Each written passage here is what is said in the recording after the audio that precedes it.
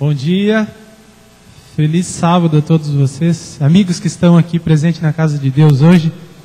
Nós agora vamos começar aqui um louvor muito especial, porque acreditamos que já estamos vivendo o tempo em que o mal está lutando contra o bem aqui nesse mundo, e o principal motivo dessa guerra é a adoração, é o louvor à pessoa certa. Nós estamos aqui para louvar o nosso Deus, enquanto lá fora há contrariedades, pessoas tentando louvar coisas, louvar bens, em busca de talvez algumas coisas que não têm sentido, enquanto nós aqui estamos aguardando o Senhor que virá em breve. Vamos adorá-lo para que a marca de Deus esteja presente em nossa vida. Feche os seus olhos agora para falarmos com Deus em oração. Santo Deus, poderoso Senhor, nós estamos aqui nesse conflito no mundo que em breve vai terminar, mas nós ainda estamos aguardando as coisas acontecerem. Que na verdade, a cada passo que nós damos, eles devem ser pensados com o sentido de adorar a Ti somente. Essa é a adoração, é o grande conflito que acontece aqui nesse planeta. Ó Deus, esteja conosco agora para que esse louvor chegue até os céus, levados pelo Teu Santo Espírito. É em nome e por amor de Jesus que nós te pedimos. Amém. Vamos cantar agora Breve Jesus Voltará, número 134.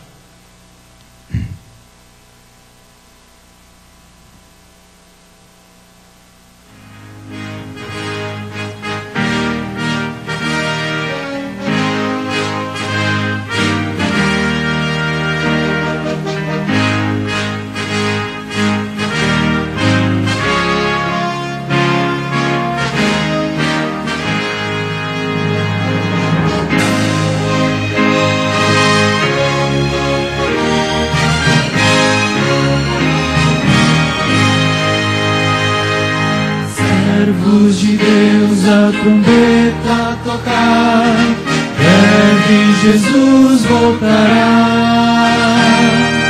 A todo mundo a mensagem levar, breve Jesus voltará. Breve virá, breve virá, breve Jesus voltará. As nações e depressa anunciai, breve Jesus voltará. Gratos, alegres, as novas cantai, breve Jesus voltará. Breve virá, breve virá, breve Jesus voltará. E vales o som ecoar, breve Jesus voltará. Ondas do mar a canção entoai, breve Jesus voltará. Breve virá, breve virá, breve Jesus voltará. E fomes nos dão a entender, breve Jesus voltará. Graves sinais já nos fazem saber, breve Jesus voltará. Breve virá, breve virá, breve Jesus voltará.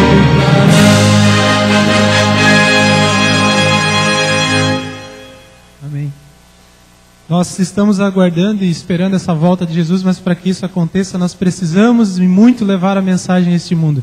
Do contrário, nós dificilmente estaremos preparados para a volta dele, dificilmente nós veremos os milagres da volta de Jesus se nós não fizermos nada para que ele volte. Por isso nós vamos cantar agora a música 327, que se chama Mensagem ao Mundo.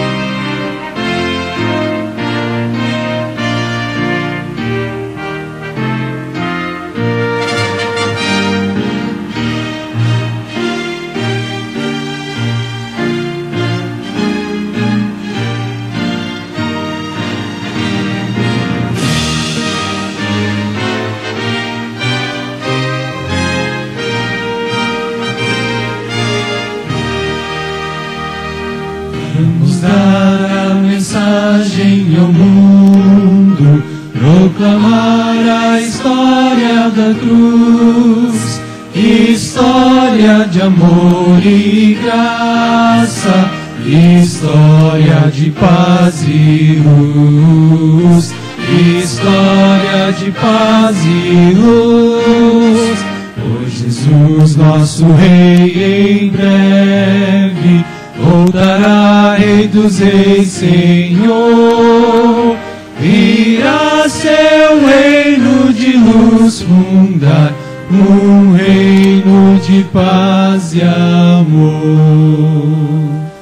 Uma voz de advertência ao mundo deve ser o nosso cantar, um hino de fé que fale das bênçãos do amor sem par, das bênçãos do amor sem par. Pois Jesus, nosso Rei, em breve voltará, Rei dos Reis, Senhor.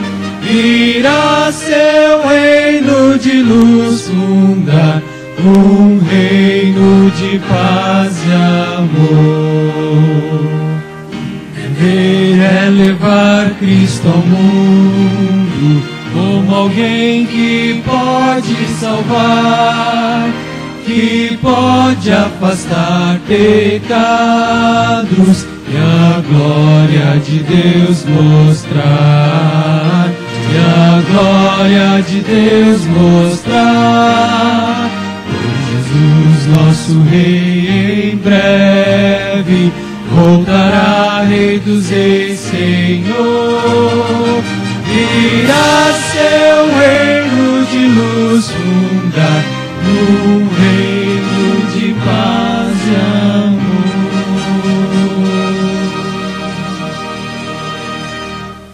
Se Jesus está aqui para voltar para formar um reino de paz e amor, nós talvez estamos demorando ainda a imaginar como será esse céu, como será a nossa recompensa. Se nós tivéssemos toda essa certeza no nosso coração, muito provável que nós estaríamos cumprindo essa missão de Jesus com mais força.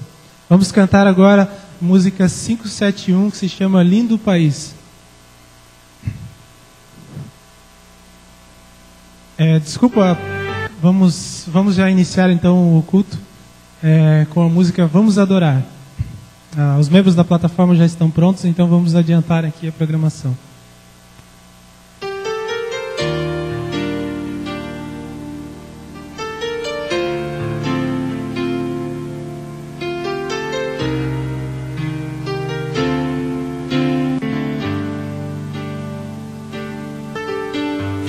Vamos adorar ao Senhor. Vamos demonstrar gratidão, vamos entoar hinos de louvor ao eterno Deus da criação, que possamos ter nosso ser pronto para ouvir sua voz, que Jesus nos dê muito mais poder, e outros vejam que Ele vive em nós, ao Senhor. Vamos adorar seu amor, vamos exaltar a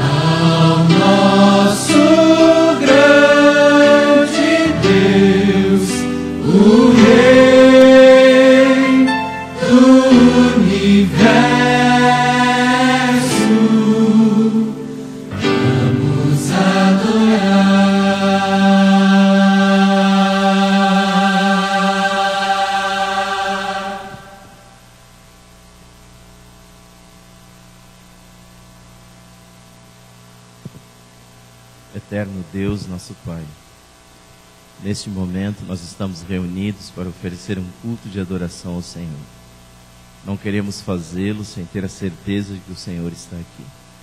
Por isso te convidamos nesta hora a vir mais uma vez e nos falar através da Tua palavra.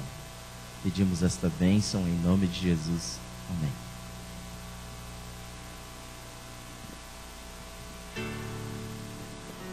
Deixai vir a mim os pequeninos. Vinde a Jesus, vinde a Jesus. Deixai vir a mim os pequeninos. Os pequenos é o reino do céu. Vinde a Jesus, Vinde a Jesus, vinde a Jesus. vinde a Jesus. Brancos e morenos, grandes e pequenos, vinde a Jesus, Vinde a Jesus, vinde a Jesus. dos pequenos é o reino do céu. Bom dia, crianças. Tudo bom com vocês? Que bom ter vocês aqui conosco na igreja. Olha só, eu quero saber quem aqui é obediente. Todo mundo é obediente? Todo mundo, né? Eu sei que vocês são. Pois é, mas hoje eu vou contar a história de um menino chamado Sambo. Que nome diferente, né? O Sambo mora lá na África. E essa história é uma história de verdade. Todas as histórias aqui que a gente conta aqui na frente na igreja são de verdade. E essa história do Sambo, ela envolve um crocodilo. E um crocodilo que salvou a vida do Sambo. Que estranho, né? O Sambo era um menino muito levado. Ele morava numa das missões. Vocês sabem o que é uma missão? Lá na África, tem alguns lugares onde tem escolas. Escolas da nossa igreja, escolas adventistas. E o Sambo morava lá. Mas ele não gostava muito dessa história de ter que ser obediente, de entregar o coração para Jesus. Todos os amigos dele, das aldeias, já tinham entregado o coração para Jesus. Só que Sambo só queria fazer arte. Sabe, apesar dele ser levado, todo mundo gostava muito dele, porque ele tinha um coração muito bom. Ele era um menino legal. Só que uma vez, os meninos fizeram uma coisa errada. Não o Sambo, os outros meninos, eles desafiaram o Sambo. Eles disseram assim: Sambo, você é o melhor nadador aqui da nossa escola. E eu duvido que você atravesse esse rio nadando. Eles estavam na margem do rio, numa prainha. Naquela margem eles podiam ficar. Só que o rio era bem grande e fundo, do tamanho dessa igreja. Olhem lá para trás. Que riozão, né? Tinha uma correnteza forte. E sabe o que o Sambo fez? Ele não aceitava desafios. Ele disse: pois eu vou atravessar e vocês vão ver só. Além da correnteza, tinha um monte de crocodilos naquela água do rio. E o Sambo, se eu nado mais rápido do que os crocodilos, não tem problema. Pois não é que ele foi? Ele atravessou e ele nadou forte, nadou rápido, contra a correnteza, levou alguns minutos. Ele chegou lá do outro lado. Quando ele chegou lá, ele estava muito cansado, exausto. Você já ficou exausta, Sara, de tanto brincar? Já? Você já ficou, Vitor, de nadar lá na tua piscina? Pois é. Quando a gente fica exausto, a gente não tem nem fôlego, né? E Sambo ficou assim. Só que os meninos do outro lado da margem ficaram gritando para ele voltar. E ele não esperou o tempo suficiente para descansar. Ele se jogou na água e, voltou. Só que aí ele não tinha mais tanta força. E de repente um dos meninos viu uma coisa chegando. Um crocodilo. Uma coisa comprida, com olhos. Não era fofinho que nem esse aqui. Mas era um crocodilo de verdade. Bem grandão. E aí eles começaram a dizer: Sambo, Sambo, você tem que ir mais rápido, porque tem um crocodilo atrás de você. E o crocodilo foi indo atrás dele, e ele foi nadando cada vez mais rápido, mas ele não era tão rápido quanto os crocodilos. E de repente eles ouviram um barulho forte. E sabe o que aconteceu? Pode pegar. Sabe o que aconteceu? O crocodilo, ó, pá, puxou ele para baixo d'água. Os meninos saíram correndo desesperados, chamando os diretores lá da missão que eles moravam, em total desespero, querendo salvar o Sambo, porque ele era amigo deles. E sabe o que aconteceu? O Sambo perdeu a consciência embaixo d'água. Todo mundo fez uma oração, sabe aquela oração bem rapidinha assim? Eles fizeram, era rapidinha, mas era uma oração de verdade. E foram atrás do Sambo. Procuraram em cada lugarzinho. E sabe uma coisa boa? O que aconteceu? Agora podem devolver aqui para a tia. O crocodilo, ele já tinha almoçado naquele dia. Ele resolveu guardar o Sambo para o jantar.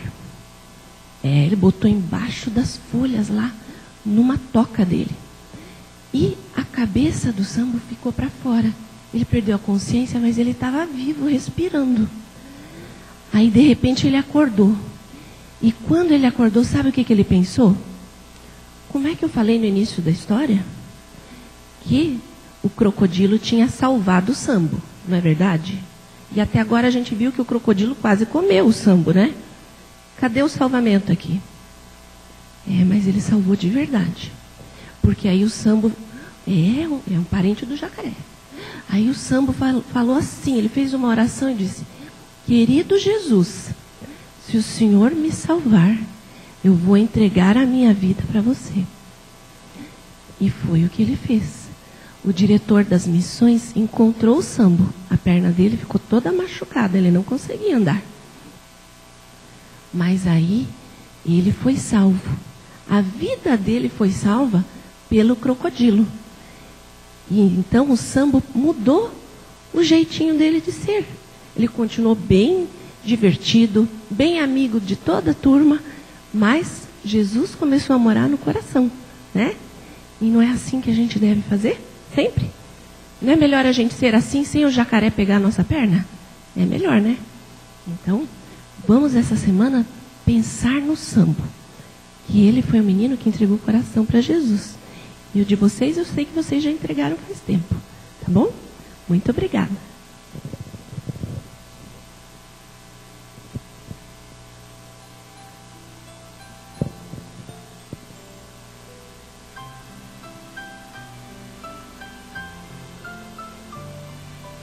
Vou enfrentar os gigantes do mal, em nome do Senhor do universo. Vou descansar. Dando continuidade, nós agora ouviremos duas mensagens musicais, né? Pelo trio do IESC.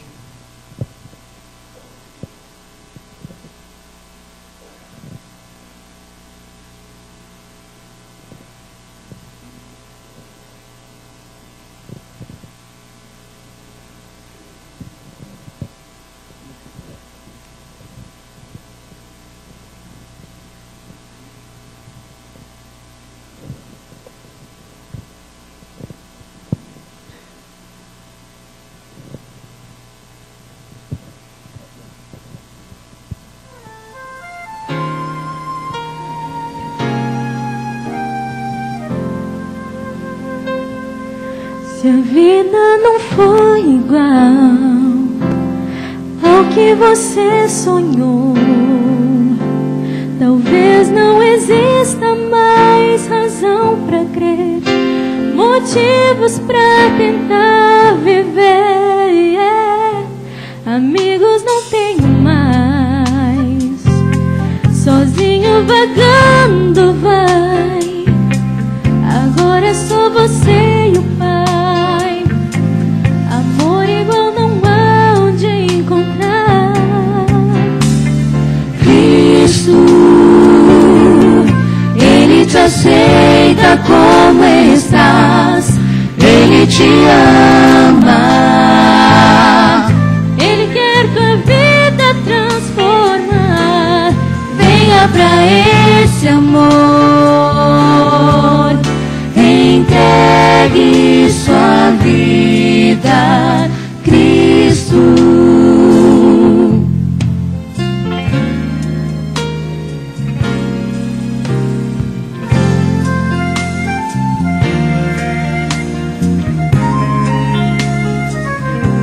sentido só encontrei quando ao Pai busquei. Agora não tenho mais o que temer e nem por que olhar para trás. Com Cristo seguro estou, parado em seu amor. No alcance me descubro, apoiado em seu grande poder. Cristo, Ele te aceita como estás, Ele te ama, Ele quer tua vida transformar. Venha pra esse amor, entregue sua vida a Cristo. Cristo, Ele te aceita como estás, Ele te ama, Ele quer tua vida transformar.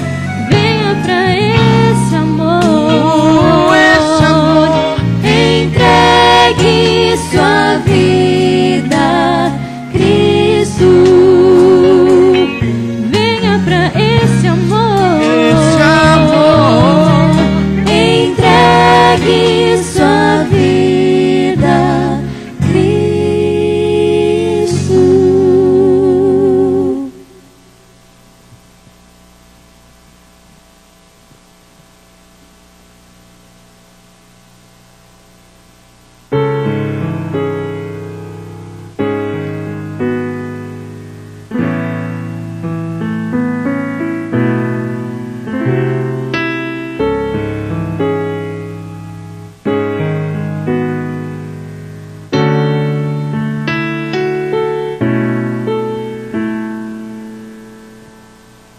Quando ouço teu coração,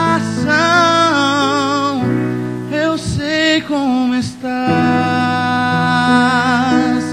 Se te vejo sofrer com dor, da tristeza eu sinto aqui. Quando clamas meu nome, eu corro pra te ajudar. Meu prazer é ver você feliz. Te amo, filho, estou do teu lado. Não chores, olhes pra mim.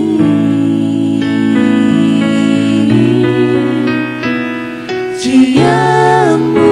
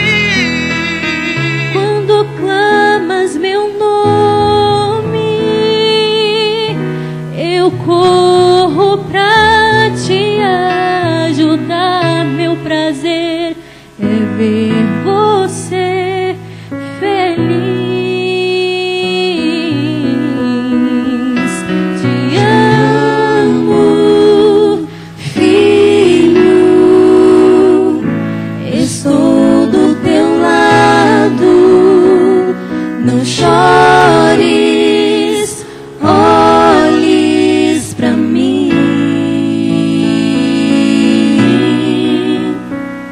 Te amo, filho, eu cuido de você, não chores, olhes pra mim. Eu sou teu pai.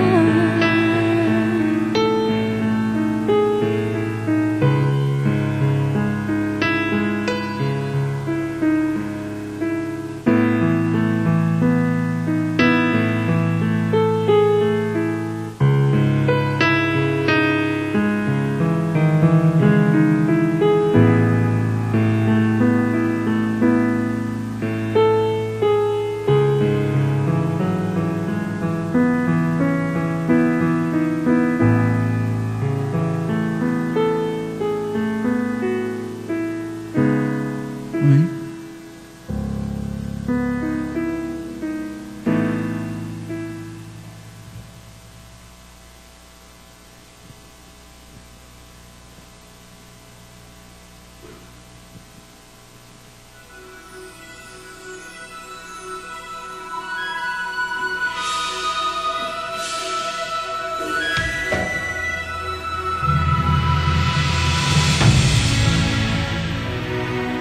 Provai e vede. História de hoje. No caminho de Deus.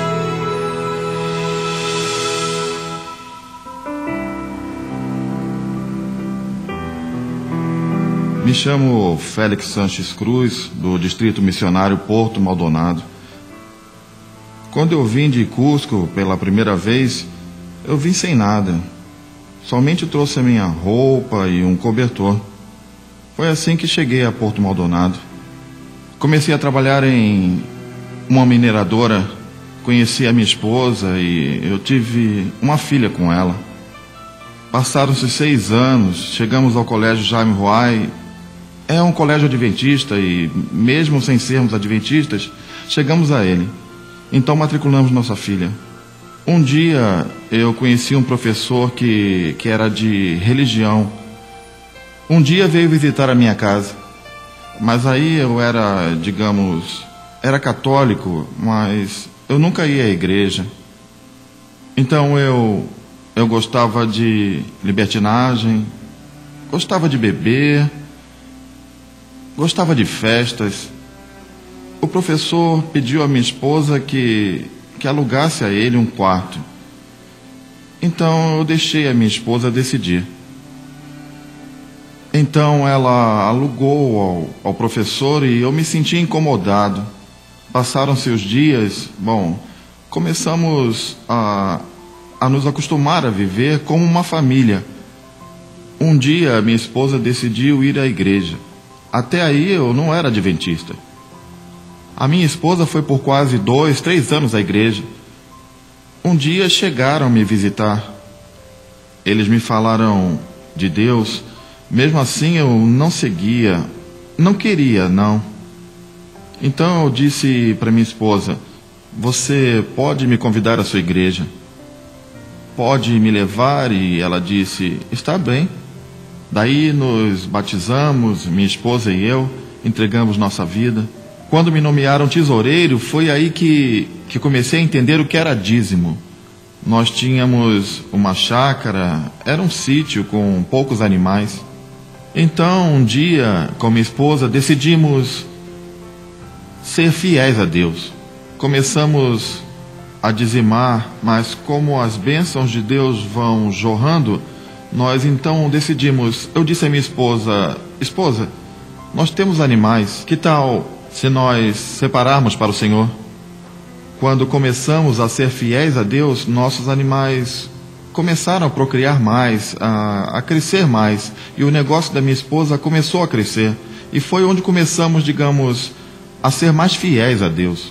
Tanto com a minha esposa, com a minha filha, nos sentimos felizes, porque, como estou contando, eu não tinha nada, eu somente vim com a roupa do corpo, e Deus tem me abençoado grandemente e cuidado de mim até este momento. Por isso estou agradecido a Deus.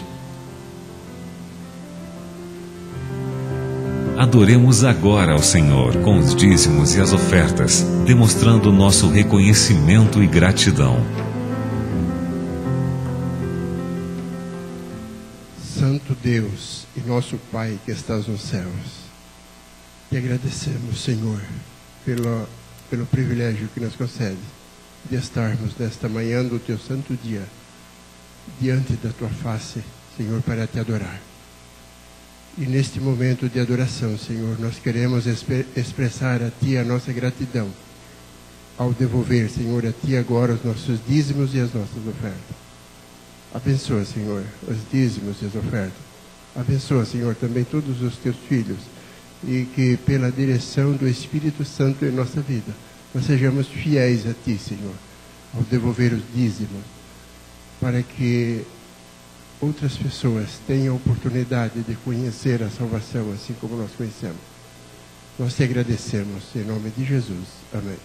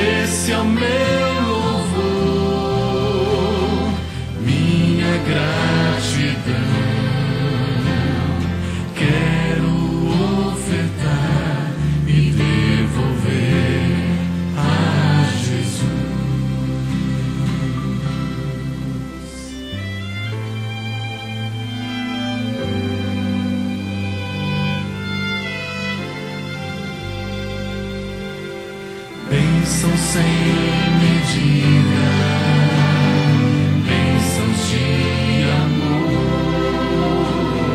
Quero entregar tudo, enfim, de coração. Esse é o meu louvor, minha gratidão. Quero ofertar e devolver a Jesus. Quero receber o Espírito em mim. Posso ver o céu a chover, bênção sem fim.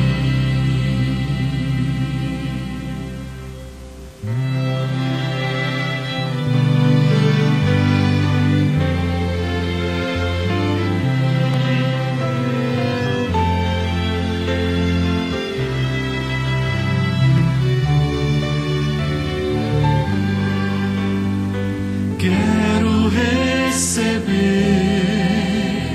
o Espírito em mim.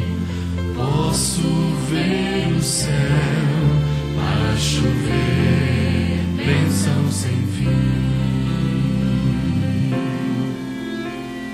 Posso ver o céu a chover, bênção sem fim. Posso ver o céu a chover, bênção sem fim. Vamos convidar a toda a congregação agora para juntos cantarmos o hino de número 123 do nosso cenário, O Amor de Jesus. Ao som do piano, coloquemos-nos em pé.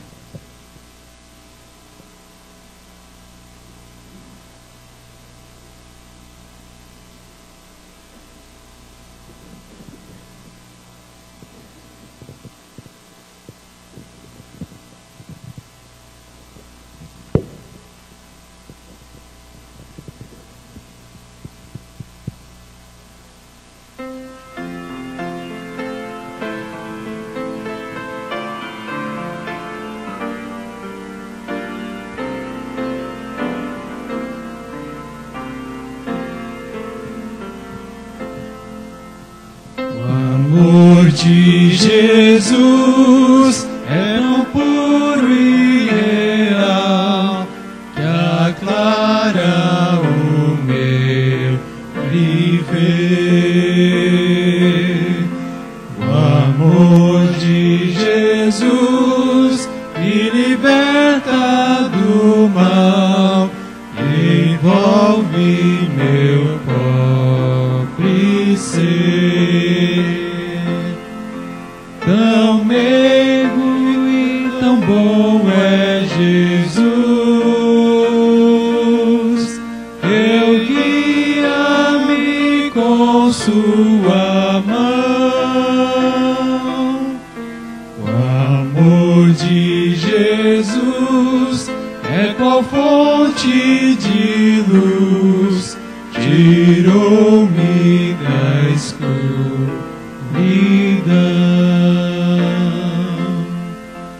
O amor de Jesus é mais vasto que o mar, sustém-me na provação.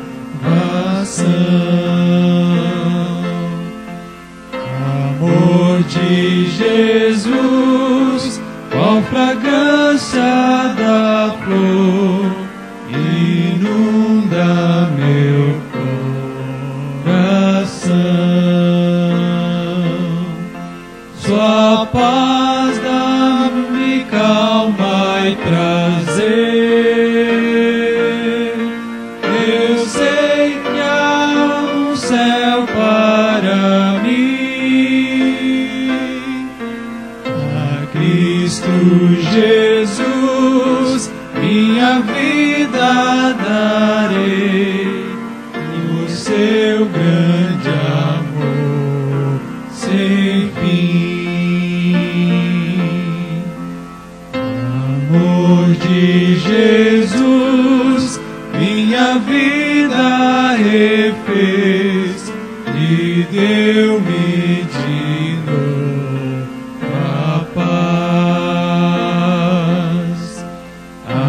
Agora feliz quero sempre seguir a senda que satisfaz,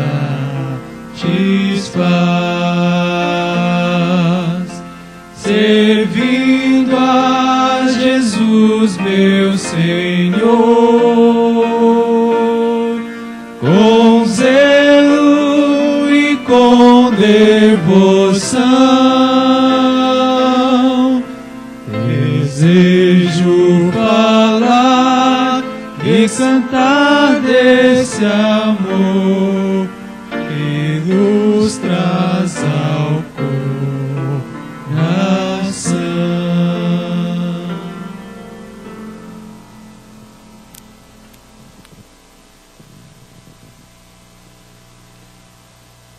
Amo o Senhor porque Ele ouve a minha voz e as minhas súplicas. Porque inclinou para mim os seus ouvidos, invocá-lo-ei enquanto eu viver. Salmo 116, 1 e 2. Com esse lindo pensamento de Davi, convido a todos agora que com reverência nos ajoelhemos para falar com este Deus.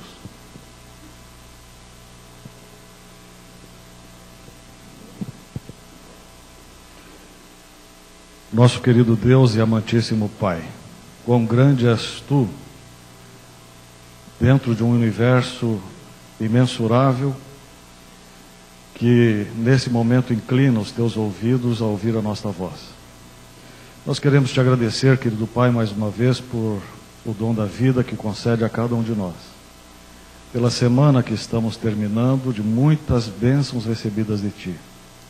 Queremos Te pedir que esteja conosco nesse culto de adoração, para que a mensagem trazida do Teu trono possa vir ao encontro da necessidade de cada um de nós. Para tanto pedimos uma bênção redobrada da presença do Teu Santo Espírito conosco, especialmente com o pastor Damasceno, que será o responsável por trazer essa mensagem nesta manhã. Senhor Deus, há muitas necessidades aqui presentes no coração, na mente, no físico dos Teus filhos. queiras atender a cada uma delas de acordo com a tua bondosa mão. E humildemente nós também pedimos que perdoes os nossos pecados, as nossas faltas e iniquidades em tua presença. Não porque haja em nós algum mérito, mas porque Jesus Cristo, teu Filho, verteu o seu sangue na cruz por todos nós. E é nele que nós pedimos e rogamos. Amém.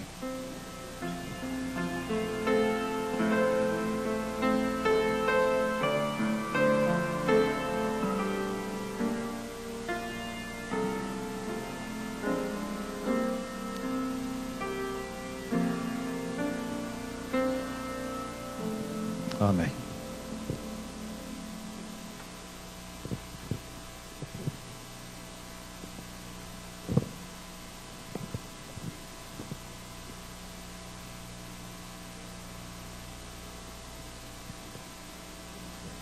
Bom dia, irmãos. Apenas um lembrete aos oficiais da igreja. Nós teremos hoje, na parte da tarde, o treinamento integrado para esta região aqui de Joinville, que inclui a igreja central também. O treinamento vai começar às 4h30, ali na escola do Saguaçu. Pegue a sua Bíblia, abra ela no Evangelho de Mateus, capítulo 24. Mateus, capítulo 24. O capítulo 24, ele enfoca a volta de Jesus, o tempo de Jesus voltar. E o capítulo 25, o enfoque é o preparo para a volta de Jesus. Esses capítulos, eles não deveriam ser estudados separadamente, porque Jesus tem um objetivo quando nos transmite a mensagem. Capítulo 24, o versículo 1, a Bíblia diz: Tendo Jesus saído do templo, ia se retirando, quando se aproximaram dele os discípulos para lhes mostrar as construções do templo. Ele, porém, lhes disse: Não vedes tudo isto? Em verdade vos digo que não ficará aqui pedra sobre pedra que não seja derribada. O templo era uma das maravilhas que existia na época de Jesus. As pessoas que moravam fora de Jerusalém, elas faziam planos para visitar a cidade de Jerusalém pelo menos uma vez na vida. Se esta família fosse de descendência judaica, eles se programavam para ir à cidade de Jerusalém pelo menos uma vez por ano. Pelo menos uma vez por ano. O ir à cidade de Jerusalém tinha uma finalidade específica, que era visitar o templo. Na verdade, se alguém fosse à cidade de Jerusalém, mas não fizesse a visita no templo, era como se não tivesse estado na cidade. O templo era considerado uma das principais maravilhas daquele período. Seria, como você imaginar hoje, os locais mais cobiçados e mais lindos do mundo, que todas as pessoas querem ir. Mesmo aqueles que não conseguem chegar lá, têm esta vontade. Ele tinha um significado muito especial para as pessoas que moravam em Jerusalém e especialmente para aqueles que eram da descendência judaica. Era uma construção maravilhosa que se sobressaía sobre a cidade. Era algo bonito de se ver e quando se contemplava era uma fortaleza. Uma fortaleza. Eles não diziam, mas era uma sensação semelhante à que sentia Nabucodonosor com relação à cidade de Babilônia. Era uma construção tão bem feita que não se imaginava que aquilo pudesse ir para o chão, descer abaixo. E agora os discípulos estavam mostrando para Jesus, admirando as construções do templo. Jesus, ele costumava fazer suas pregações, não lá dentro ali, mas na primeira entrada. E ele conhecia bem aquele lugar, mas ele era objeto de admiração e orgulho. Mais do que uma construção, o templo representava para eles uma esperança de salvação, porque ali estavam centrados todas as atividades religiosas. E Jesus ouve cuidadosamente os discípulos e em seguida fala para eles o seguinte: olha, isso aqui é admirável, mas eu vou dizer uma coisa para vocês: não vai ficar nenhuma pedra desta construção. Tudo isto aqui vai abaixo. E eu fico imaginando qual é a sensação que os discípulos tiveram quando ouviram essas palavras de Jesus. Eles ficaram atônitos, porque eles esperavam muitas coisas, menos que isso acontecesse. Isso mexeu muito com a cabeça deles. Talvez num primeiro momento tenha provocado um silêncio, mas esse silêncio não durou muito tempo, porque no versículo 3 a Bíblia diz que quando eles chegaram no Monte das Oliveiras, os discípulos se aproximam de Jesus e começam a perguntar a ele quais eram os sinais da vinda dele e da consumação do século. Interessante que Jesus aqui, ele fala de uma mensagem que na Bíblia, isso é chamado de sensus plenius.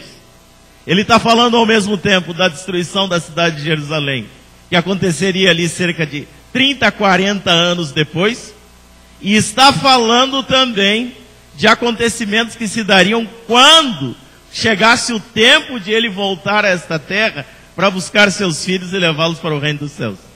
E esta era a inquietação dos discípulos.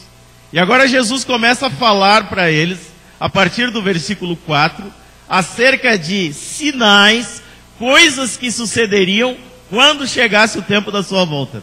Ele fala de guerras, ele fala de terremotos, ele fala de epidemias, doenças em grande escala. Agora é interessante, porque à medida que Jesus vai falando estas coisas, em cada uma das sessões ele profere uma frase. Veja, por exemplo, no versículo 6. E certamente ouvireis falar de guerras e de rumores de guerras.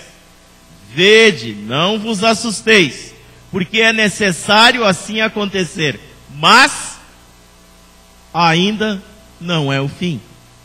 E em cada uma das sessões ele profere essas palavras.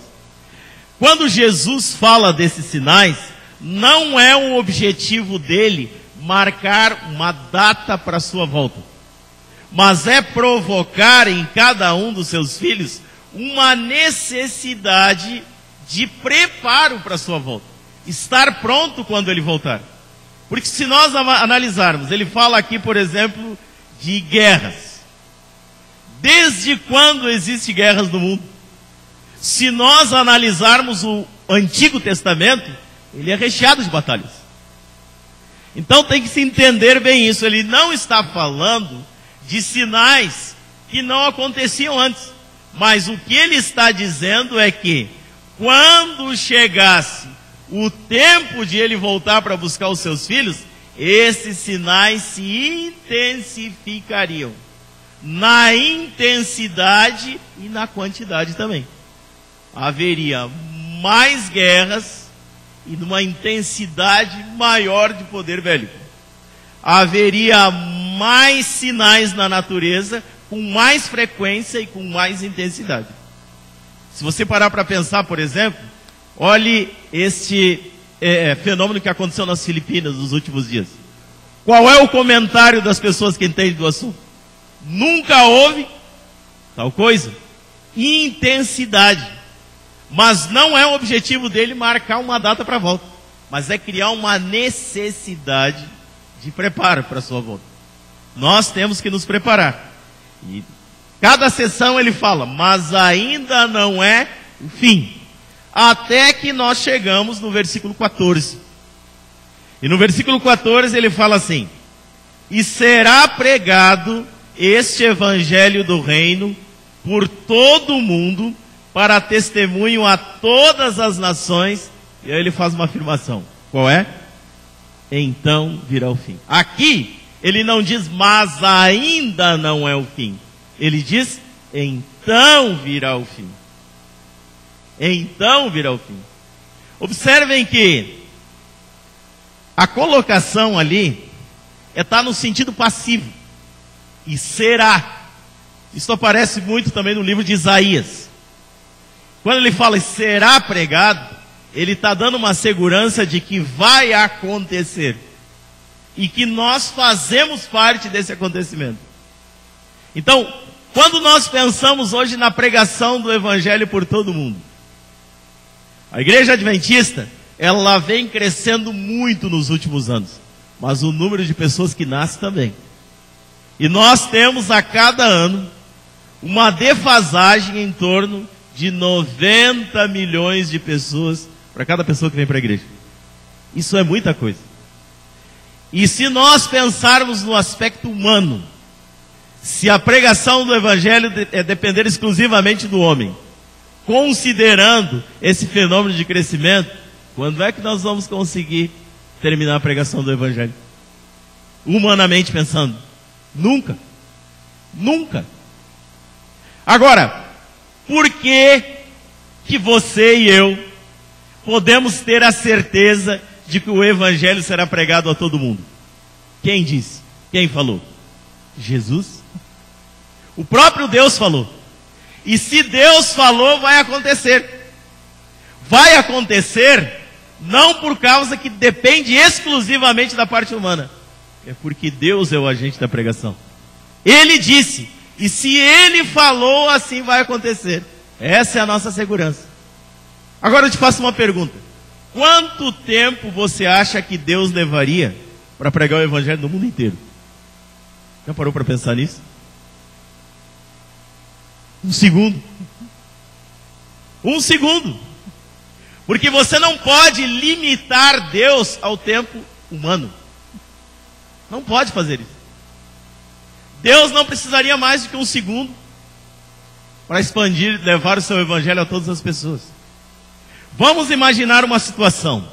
Digamos que agora, neste momento, nós ouvíssemos um estrondo muito forte. Essas paredes, esse prédio, começasse a tremer, sacudir. O que você faria? O que você faria? Eu não sei o que você faria, mas eu sei o que eu faria. Eu largaria tudo isso aqui e saía disparado lá para fora. Por dois motivos. Primeiro, por uma questão de segurança. E segundo, porque eu ia querer saber o que está acontecendo. E agora imagine, isso aqui é uma ilustração apenas, que eu e você chegássemos lá fora, nós olhássemos para o céu e nós víssemos 2 tábuas dos 10 mandamentos enormes no céu. Ao lado delas está Jesus, apontando para elas. Sobre o 4º mandamento, um destaque maior. O que você acha que as pessoas fariam?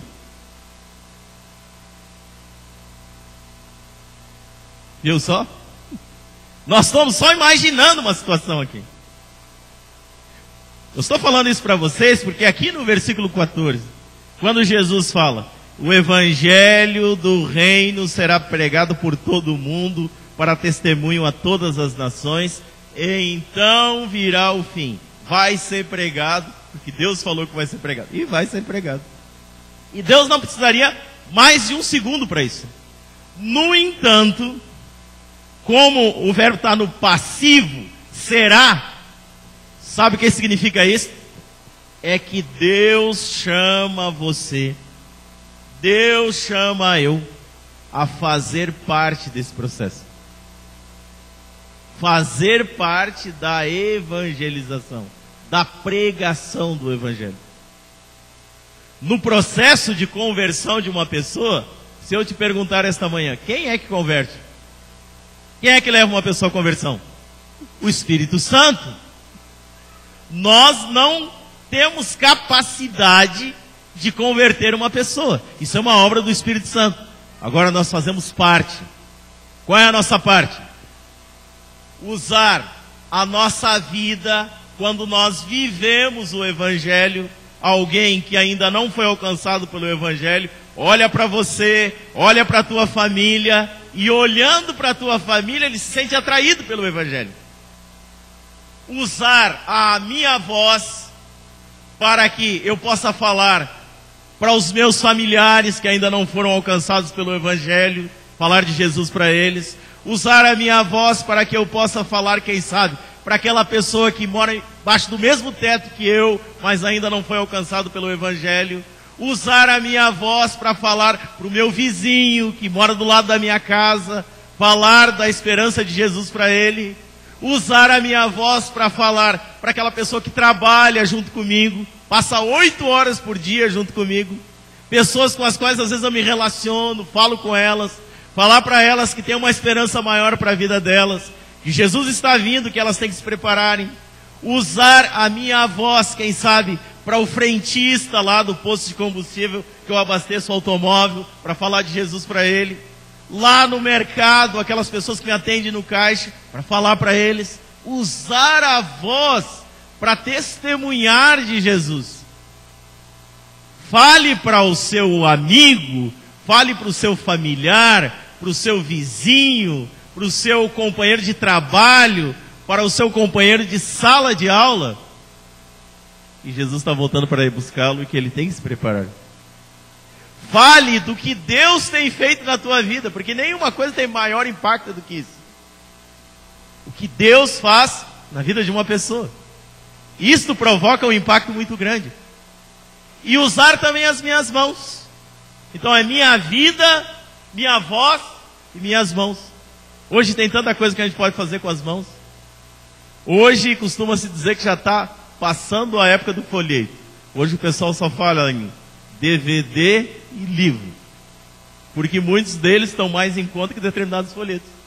Tem custo mais em conta. Então eu posso usar as minhas mãos para entregar, para espalhar, para disseminar entre as pessoas.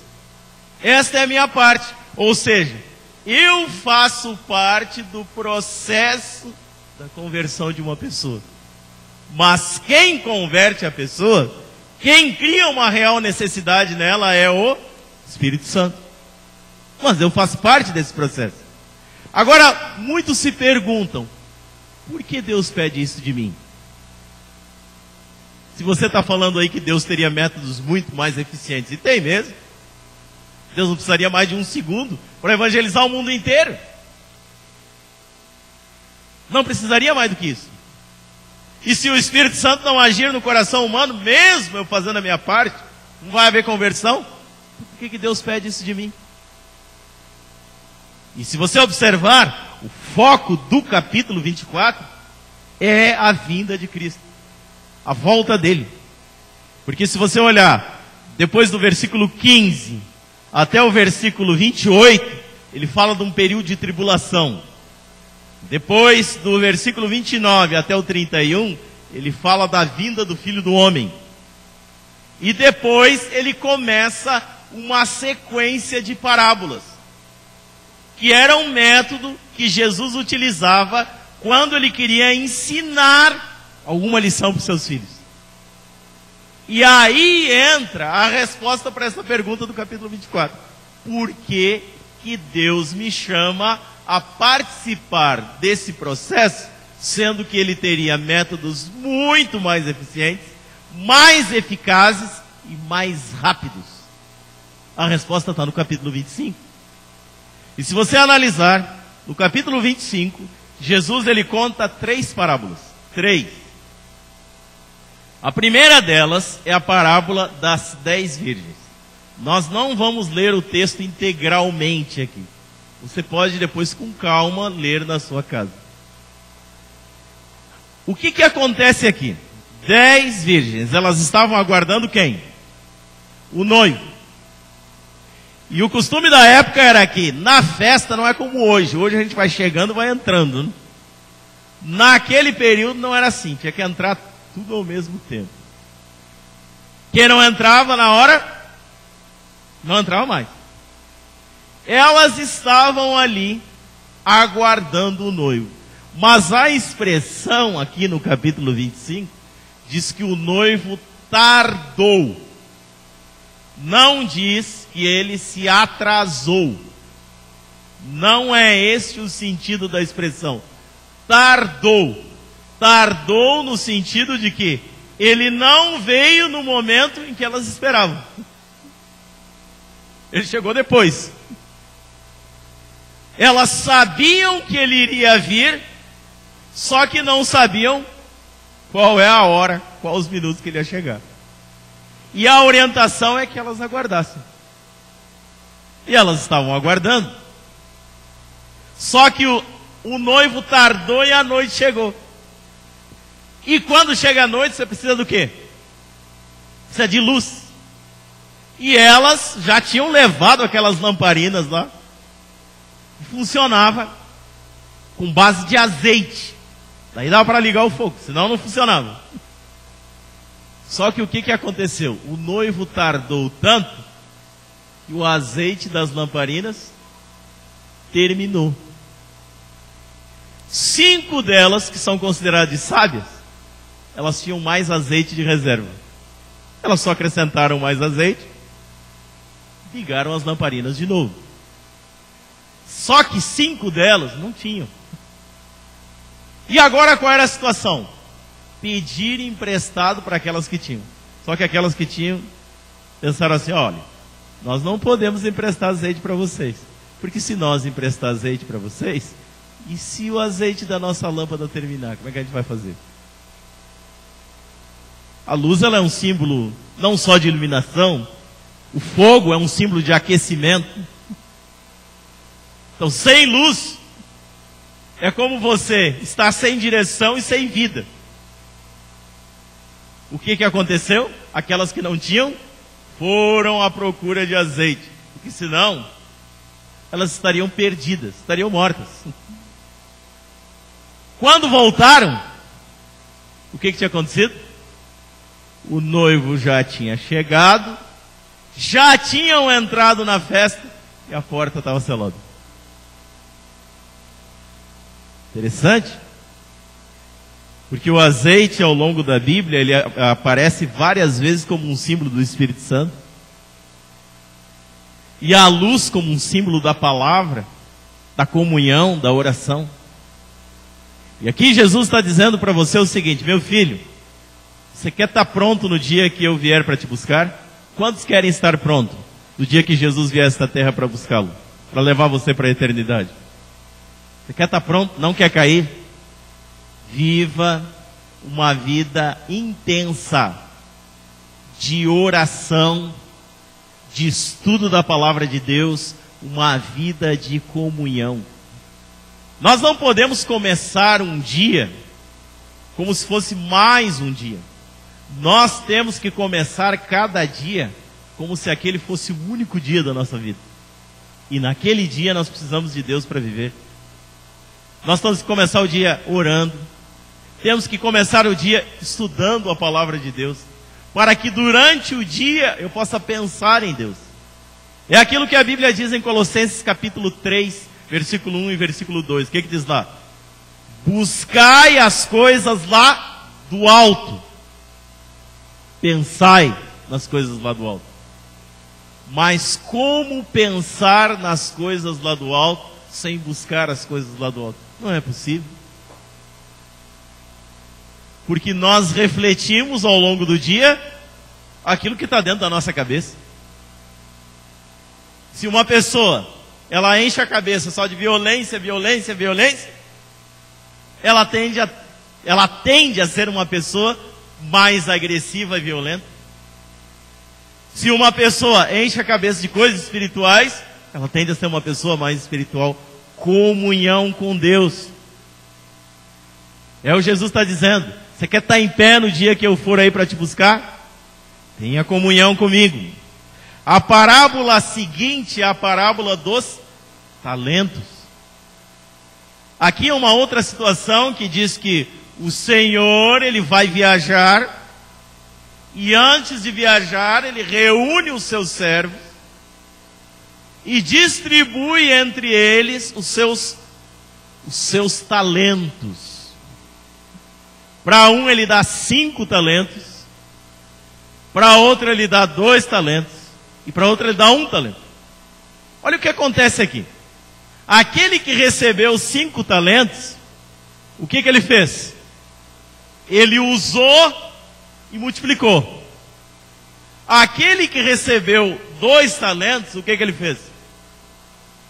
A mesma coisa, usou e multiplicou. Ele poderia ter pensado assim, olha, você recebeu mais do que eu. E como você recebeu mais do que eu, a obrigação de fazer é tua. Não minha, você tem mais. É você que tem que levar avante. Agora, o contrário disso, a parábola diz que aquele que recebeu 1 talento, o que ele pensou? Olha, eu tenho que guardar bem esse talento do meu Senhor, porque senão o dia que ele voltar, eu não vou ter para devolver para ele. Pegou e enterrou. Só que a parábola diz que um dia o Senhor volta. E quando o Senhor volta, ele chama os seus servos para prestar contas dos talentos dele. E é interessante porque aquele que recebeu 5 e aquele que recebeu 2, o talento deles é multiplicado. Mas mais importante do que a multiplicação é a bênção que é proferida sobre a vida deles. Veja o que diz a Bíblia no capítulo 25, versículo 23. Disse-lhe o Senhor: muito bem, servo bom e fiel. Foste fiel no pouco, sobre o muito te colocarei. Entra no gozo do teu Senhor. E se você observar, tanto o que tinha 5 talentos, quanto o que tinha 2 talentos, a bênção proferida é diferente? Olha aí na tua Bíblia. Não é? É a mesma. Eles são abençoados não proporcionalmente ao número de talentos que possuíam, mas por fazer o uso correto dos talentos concedidos por Deus. Ao contrário disso, se você observar um pouco mais atrás, versículo 26, um pouco mais à frente, digo melhor, versículo 26, fala que vem aquele que tinha recebido 1 talento e havia enterrado. Ele vem para devolver, e aí ele não é multiplicado o talento, muito pelo contrário, ele perde até o que ele tinha recebido. Mas o mais interessante não é isso, é a bênção que é proferida no versículo 26. Se é que a gente pode chamar isso aqui de bênção, que é mais uma maldição do que uma bênção. Olha o que diz aí na Bíblia. Respondeu-lhe, porém, o Senhor: servo mau e negligente, sabias que ceifo onde não semeei e ajunto onde não espalhei.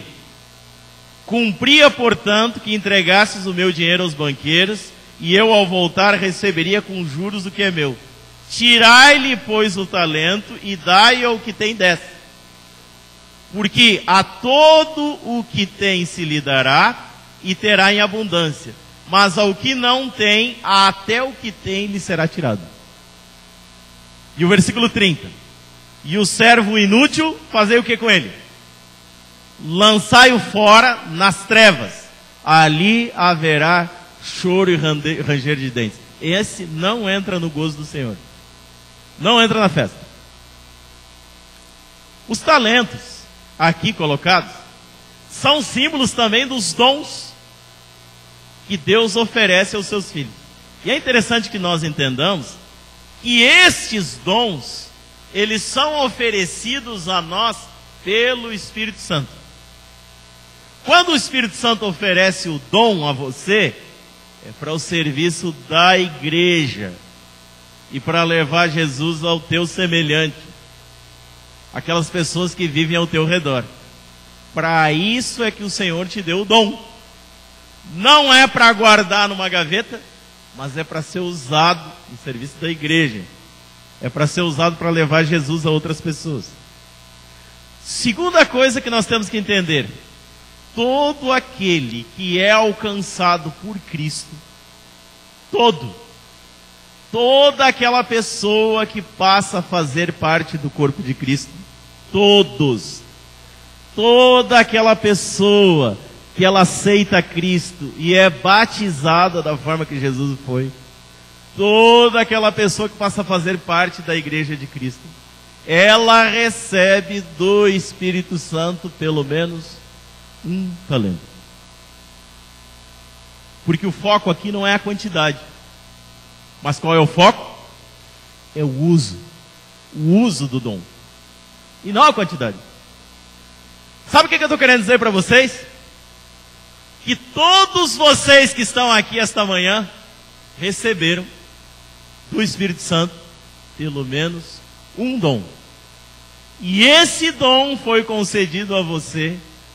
Ele não te pertence, ele pertence a Deus e foi concedido a você para o serviço da igreja, para levar Jesus para outras pessoas. Esse é o objetivo. Agora, o dia em que o Senhor voltar, o dia em que o céu se abrir e Jesus voltar a esta terra, Ele vai pedir contas disso também. E Ele vai proferir sobre você uma bênção ou uma maldição. Deus queira que cada um de nós que estamos aqui recebamos a mesma bênção proferida aqui no versículo 23 do capítulo 25. Muito bem, servo bom e fiel. Foste fiel no pouco, sobre o muito te colocarei. Entra no gozo do teu Senhor. Então, usar. O que Jesus está dizendo aqui é o seguinte: se num primeiro momento Ele falou, se você viver em comunhão comigo, você vai estar pronto em pé no dia que eu voltar para te buscar. Se você viver uma vida ativa, usando o dom que eu te dei, com o propósito correto da evangelização, do serviço da igreja, você vai permanecer em pé também. É um conjunto de coisas. Mas não termina aí. Tem uma terceira parábola. Começa no versículo 31 e vai até o versículo 40. A parte que nos interessa aqui nesse momento. Essa nós vamos ler. Versículo 31 começa dizendo assim, ó: quando vier o Filho do Homem na sua majestade, e todos os anjos com ele, então se assentará no trono da sua glória. E todas as nações serão reunidas em sua presença. E ele separará uns dos outros, como o pastor separa os cabritos das ovelhas. E porá as ovelhas à sua direita, mas os cabritos à esquerda. Então dirá o rei aos que estiverem à sua direita: vinde, benditos de meu Pai, entrai na posse do reino que está preparado desde a fundação do mundo. Porque tive fome, me destes de comer. Tive sede, me destes de beber. Era forasteiro, me hospedastes. Estava nu, me vestistes. Estava enfermo, me visitastes. Estava preso, fostes ver-me.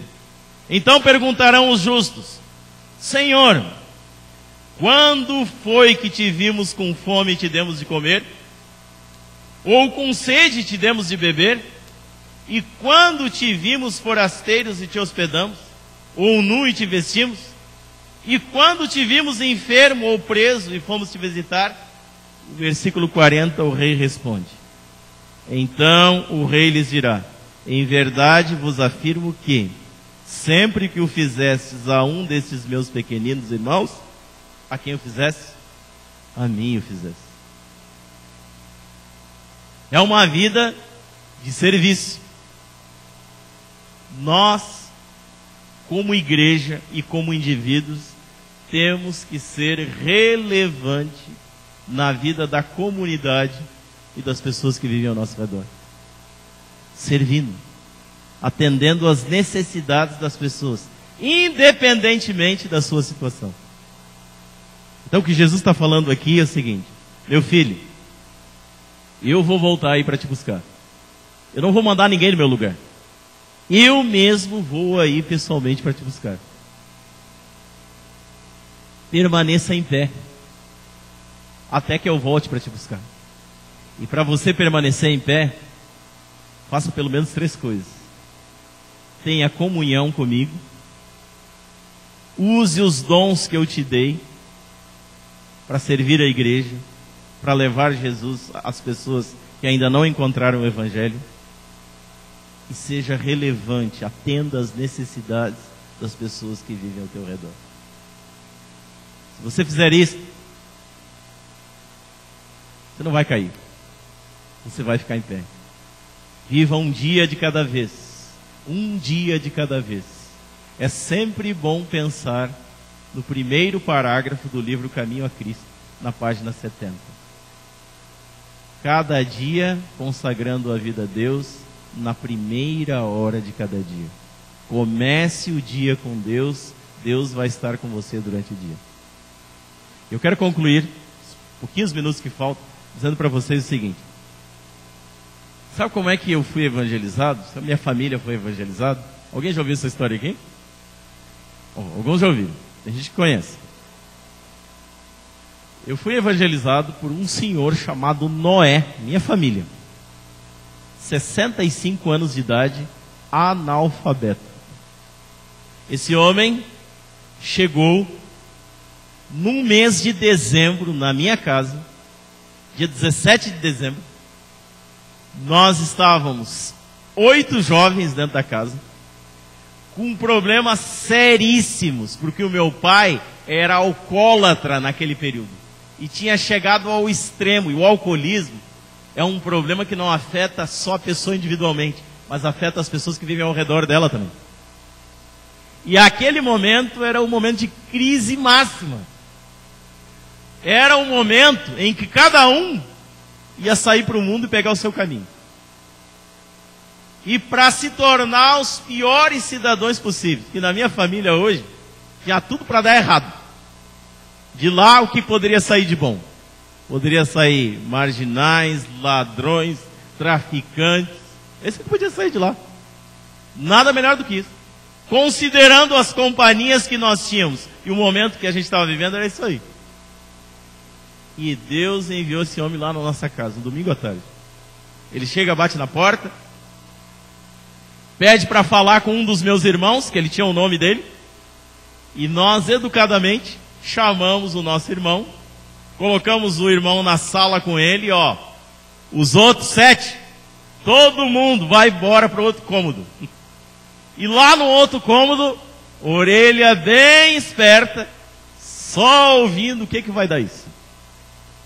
Imagina, um senhor, 65 anos de idade, falando para jovens, analfabeto ainda. Fala o quê? Ele chega na sala, começa a conversar com meu irmão.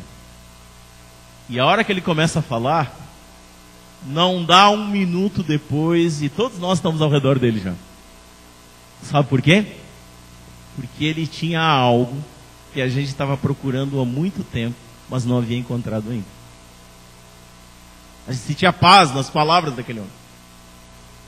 Muita paz ali. Momentos depois, chega o meu pai em casa, alcoolizado, olha para ele e fica enfurecido. Vai no quarto, pega um facão e vem para agredi-lo e tem que fugir. Isso era domingo, 3 horas da tarde. 7 horas depois, meu pai estava morto. 7 horas depois, meu pai estava morto. Depois do sepultamento de meu pai, a minha avó, que tinha sido alcançada por Cristo há 2 meses atrás e morreu 30 dias depois, ela viveu 70 anos, só que dos 70 anos, 69 anos e 12 meses e 9 meses longe de Cristo. 3 meses antes de morrer, entregou a vida para Cristo. Ela reuniu nós e disse assim, ó, se vocês não mudarem de vida, vocês vão morrer rapidamente também. E eu aconselho vocês a que vocês deixem essa cidade, vão para outra cidade, comecem tudo de novo, uma vida nova, porque senão vocês não vão sobreviver. E ela disse mais, ó, vocês precisam de Deus para consertar a vida de vocês, só Deus. E a gente seguiu o conselho dela. O meu irmão falou com o seu chefe e ele conseguiu uma casa de graça para nós morarmos numa outra cidade. Carregando a mudança, colocando as últimas coisas em cima da mudança. Quem passa lá? Noé. A de bicicleta lá. Olha a mudança, chega lá para conversar. Conversa educadamente, pede o endereço. A gente dá o endereço para ele. E ele fala para nós assim: próximo sábado, 6 horas da tarde, estou lá na casa de vocês. A gente diz assim: não tem como ir. 30 quilômetros. 30 quilômetros não é uma distância tão longa para quem percorre ela de carro, de ônibus. Mas a pé ou de bicicleta é longe. Sábado seguinte, 6 horas da tarde, ele bate lá em casa. Viajou 30 quilômetros de bicicleta para chegar na nossa casa. Ele entra, conversamos e ele repete isso cada sábado durante 6 meses. 6 meses ele ia lá em nossa casa. Fazia 60 quilômetros de bicicleta todo sábado. 30 para ir, 30 para voltar. O que ele fazia? Ele chegava lá em casa e sentava e começava a conversar com a gente. Era o que ele sabia fazer. E a gente sentia uma paz tão grande naquela conversa que a gente se programava para aquele momento. Cada sábado. Ele levava os cursinhos bíblicos para a gente fazer e a gente observava uma coisa. Ele trazia a liçãozinha do cursinho e deixava com a gente. Quando ele voltava no sábado seguinte, ele pegava a lição, colocava na bolsa e entregava a outra para a gente preencher. No sábado seguinte, ele já trazia corrigida aquela lição, entregava a corrigida para a gente, pegava a outra e entregava uma em branco para a gente fazer. Os dias foram passando e o curso foi avançando. Até que um dia a minha irmã olhou para ele e disse assim: olha, estudar a Bíblia é muito bom, mas eu gostaria de estudar a Bíblia de uma forma mais pessoal, mais personalizada. Será que tem como fazer isso? Ele olhou para nós e disse: tem. Aí nós olhamos para ele e dissemos assim: então o senhor vai fazer esse estudo com a gente. E aí ele olhou para nós e disse assim: só tem um problema. Qual é o problema? Eu não sei fazer isso. Eu não sei fazer isso. Não era o dom dele. E a gente ficou frustrado por um primeiro momento. Só que ele falou assim: mas eu sei quem sabe fazer. Eu vou trazer alguém que vai fazer com vocês. No sábado seguinte, ele chegou lá com um outro irmão da igreja, que era um especialista em dar estudos bíblicos. Esse irmão já tinha automóvel. Olha a bênção de Deus. Aí ele já não precisou mais ir de bicicleta, fazer 60 quilômetros de bicicleta todo sábado. O irmão ia com ele, diziam os dois de automóvel. E o irmão ensinava a Bíblia para nós, e ele tinha o dom de cativar. As palavras dele transmitiam paz. Ele foi trabalhando com a gente, inserindo a família na igreja. 8 jovens com a vida em pedaço. Um analfabeto de 65 anos de idade sendo usado por Deus para trabalhar com 8 jovens. Foi inserindo. E quando chegou um momento, nós estávamos tão ligados com aquela verdade e com aquela igreja que não tinha mais como voltar atrás. E estamos na igreja até hoje. Todos na igreja. Daquela família ali de 8 irmãos, 4 são obreiros da igreja. São 4 pastores da igreja. Tem mais uma irmã que é comportora. Todos na igreja hoje. Olha que bênção, olha o que Deus pode fazer. Agora eu te pergunto, quem é que Deus usou para fazer isso? Um senhor analfabeto, 65 anos de idade. Eu pergunto, se Deus pôde usar aquele homem, será que Ele não pode usar você também? Será que Deus não pode usar você para você alcançar teu pai, tua mãe, teu avô, tua avó, teu irmão, teu tio, teu sobrinho, teu vizinho, aquela pessoa que trabalha com você no dia a dia e que você se relaciona com essa pessoa, aquela pessoa que você estuda junto na sala de aula, faz até trabalhos escolares juntos. Será que Deus não pode usar você? Eu não tenho dúvida disso, que Deus pode te usar, mas a pergunta certa não é esta. A pergunta é: Você quer ser usado por Deus? Quantos querem ser usados por Deus? Se você quer ser usado por Deus a partir de hoje, para levar Jesus para outras pessoas, eu quero que você se coloque em pé, que eu vou fazer uma oração por ti. Feche teus olhos, vamos orar. Querido Deus, aqui são pessoas em pé na tua presença, sentiram-se tocados pela tua palavra nesta manhã e querem colocar em ação os teus propósitos. Nós não sabemos como, mas o nosso pedido é que o Senhor nos use. Mostra para cada um de nós, Senhor, que nós podemos fazer. Podemos fazer não simplesmente pelo fazer, mas porque o dia em que o Senhor voltar para nos buscar aqui nesta terra, nós queremos estar em pé na tua presença e ir juntamente contigo para as mansões celestiais. Esse é o nosso pedido e a nossa oração, em nome de Jesus Cristo. Amém.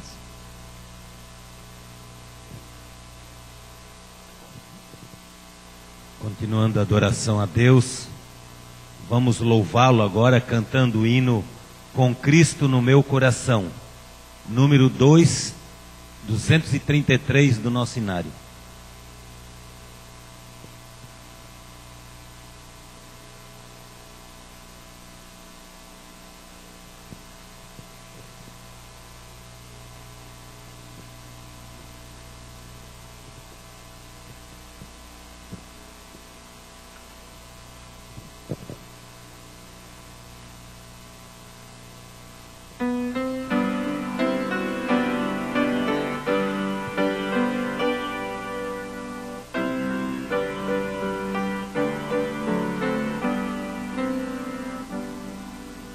Mudança gloriosa em mim se operou, com Cristo no meu coração.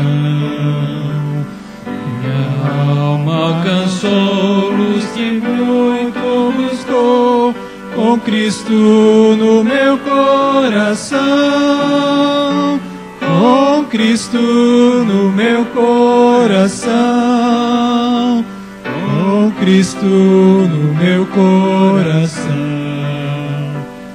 Alegria sem par vem meu ser inundar. Com Cristo no meu coração. Já deixei de vaguear pelas sendas do mal. Com Cristo no meu coração.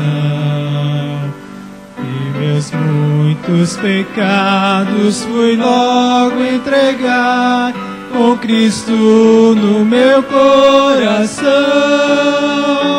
Com Cristo no meu coração. Com Cristo no meu coração. Alegria sem par vem meu ser inundar, com Cristo no meu coração. Pela vale da morte eu avisto uma luz, com Cristo no meu coração. Pois a santa cidade já perto é luz, com Cristo no meu coração. Com Cristo no meu coração. Com Cristo no meu coração. Alegria sem par vem meu ser inundar, com Cristo no meu coração. Nessa santa cidade pra sempre estarei, com Cristo no meu coração. Com grande alegria final estarei, com Cristo no meu coração. Com Cristo no meu coração. Com Cristo no meu coração. Alegria sem par vem meu ser inundar, com Cristo no meu coração.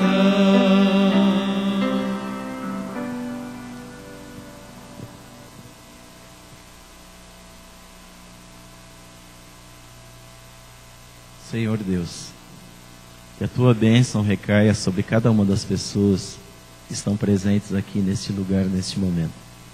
Nós pedimos isto agradecido em nome de Jesus. Amém.